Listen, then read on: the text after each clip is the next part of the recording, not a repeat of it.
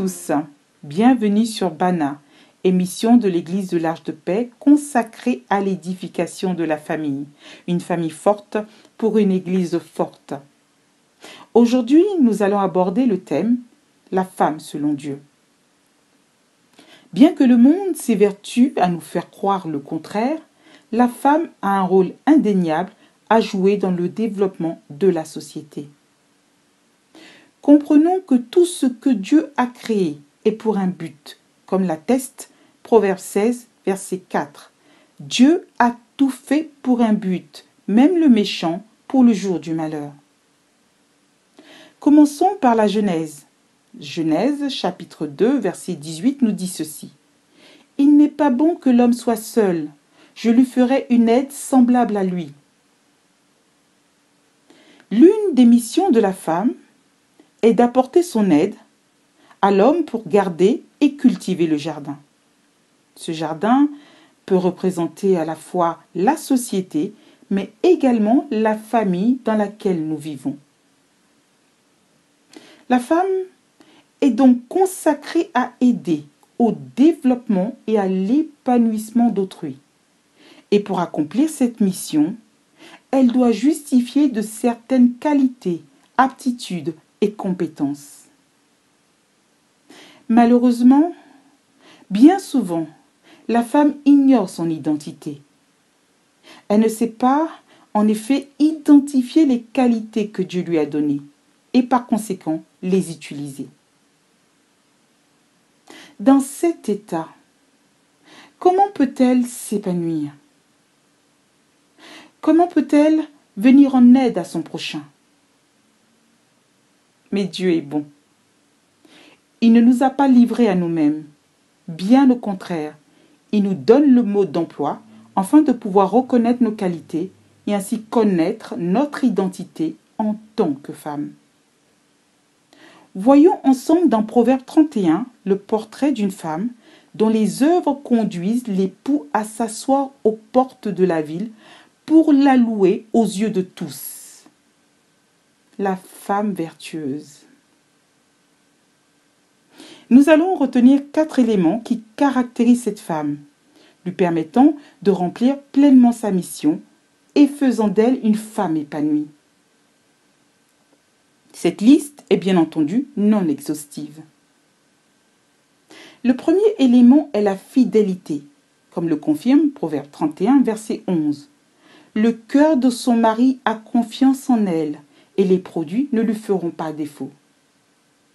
C'est une femme qui sait faire preuve de fidélité, quel que soit le contexte social ou économique dans lequel elle se trouve, comme le dit Luc 16, versets 10 à 11. Celui qui est fidèle en peu de choses est aussi fidèle dans ce qui est important, et celui qui est injuste en peu de choses l'est aussi dans ce qui est important. Si donc, vous n'avez pas été fidèle dans les richesses injustes, qui vous confiera le bien véritable? Second élément, le travail. Proverbe 31, versets 27 à 28 nous le témoigne. Elle surveille la marche de sa maison. Elle ne mange pas le pain de paresse. Sur ce point, la vaillance de cette femme se manifeste de différentes manières. Elle est entreprenante, si bien qu'elle est capable de répondre aux besoins financiers de son foyer. En effet, Proverbe 31, verset 24 nous dit ceci. Elle fait des chemises et les vend. Elle livre des ceintures aux marchands. Elle nourrit et organise sa maison, tel un bon manager. Proverbe 31, versets 14 à 15. Elle est ambitieuse et tout ce qu'elle touche de ses mains prospère, comme l'atteste Proverbe 31, verset 16. Elle réfléchit à un champ et elle acquiert. Du fruit de son travail, elle plante une vigne.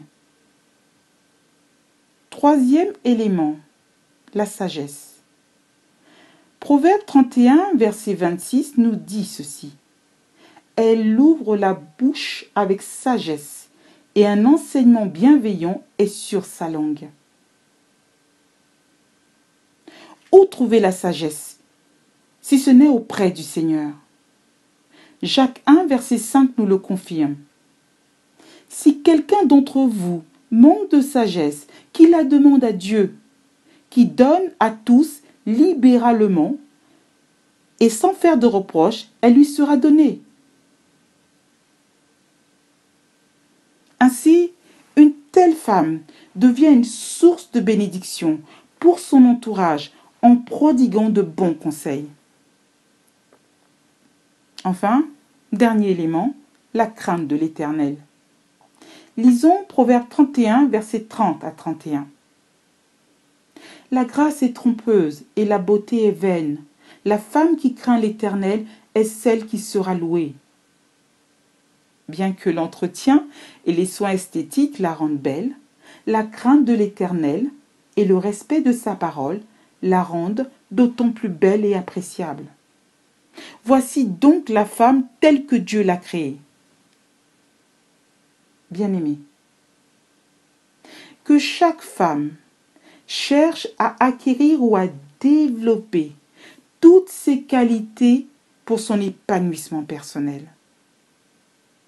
Ainsi, l'homme, la famille, l'Église et la société pourront en bénéficier pleinement. Merci de votre écoute, soyez bénis et à très bientôt sur Bana.